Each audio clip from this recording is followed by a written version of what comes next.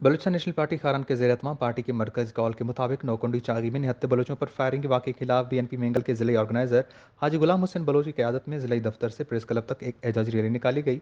Rally के शुरा से खिताब करते हुए हाजी गुलाम हुसैन बलोच, नदीम बलोच, शबीर अहमद बादीनी, ताहिर हसनी और दीगर ने कहा कि गुज़श्ता दिनों नौकुंडी और चागी में जो दिलखराज सानिया हुआ, उन सानियात के बाद बलोच अपने आप को गैर महफूज समझते हैं। उन्होंने कहा कि बलोचों की सरजमीन चागी, जिसने अपने सीने में एटमी धमाके करके पाकिस्तान के तहफ़्फ़ुज़ की ज़मानत दी, आज बलोच अपने ही मुहाफ़िज़ों के हाथ गैर महफूज हैं।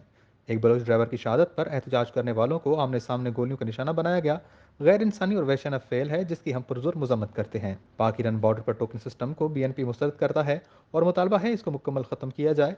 बलोच कौम बलूचिस्तान के वारिस हैं, जहाँ और जिस इलाके में कारोबार करना चाहें उन्हें टोकन या दीगर ज़राओं से तंग करने वाले हरबों का खात्मा करके ईरान बॉर्डर पर आज़ादाना कारोबार के मौके दिए जाएँ।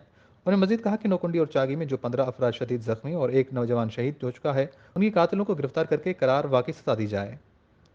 वश न्यूज़ खारान।